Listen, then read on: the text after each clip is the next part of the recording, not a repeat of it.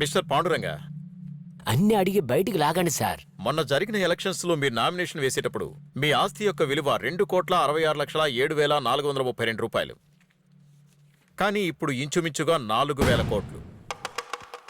3 సంవత్సరాల 6 నెలల్లో ఇన్ని ఆస్తులు సంపాదించారు. మీకు నెల జీతం ఎంత? 32,000 ప్లస్ అలవెన్స్. మీ అబ్బాయి ఏం చేస్తున్నాడు? బిజినెస్. ఏ బిజినెస్? దోపిడీ వ్యాపారం. 3 సంవత్సరాల 6 నెలలకి ముందు మీ కుటుంబానికి ఏం బిజినెస్ ఉందని అడుగుతున్నాను. బేకరీ. బేకరీ చూసుకుంటారా? దాని పక్కకు కూడా వెళ్ళింది లేదు. Narayana schools, Narayana college, Narayana hospital, Narayana malls, Narayana వసతి భవనాలు, నారాయణ కెమికల్ ఫ్యాక్టరీ, నారాయణ కళ్యాణ మండపం, నారాయణ థియేటర్స్. నారాయణ. ఇవన్నీ 3 సంవత్సరాల 6 నెలల్లో వచ్చాయి. కొడైకెనాల్ దగ్గర మీ ఆవిడ వెంకటలక్ష్మి పేరుతో 400 ఎకరాల భూమి ఉంది. ఎలా? నాకే ఇప్పటి వరకు తెలీదు. రంపచోడవరంలో ఉన్న పీసు ఫ్యాక్టరీ మీ కోడల పేరు మీద ఉంది. ఎలా? తన పేరు కూడానా? ఇదంతా కూడా ప్యాకేజీలో వచ్చిన ఇన్కమా?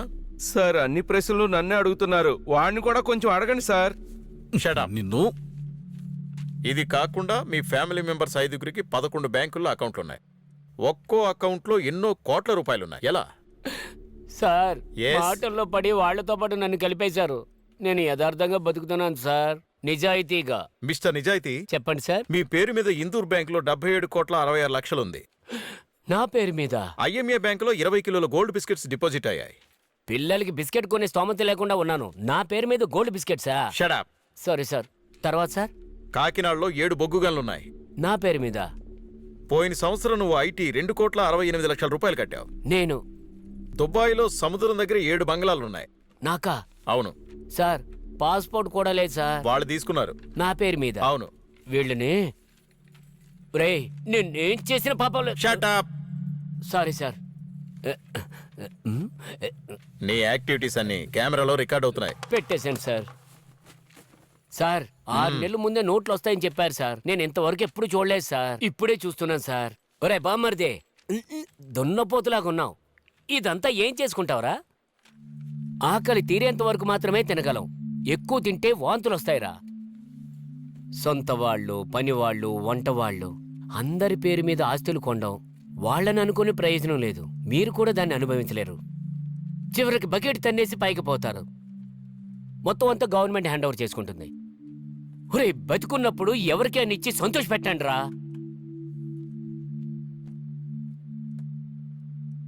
ఎరా, ఒక మనిషి బతకడానికి 15 కాసులు సరిపోవాయి అంట్రా. సార్, వీళ్ళ దగ్గర నుంచి నేనేమీ తీసుకోలేదు సార్. నా పెళ్ళాన్ని తప్ప. నిలబడింది కదా చూడండి. నాకేమీ ఇవ్వదు సార్. నాకు మేనత్త సార్. మా నాన్న తోబుట్టు సార్.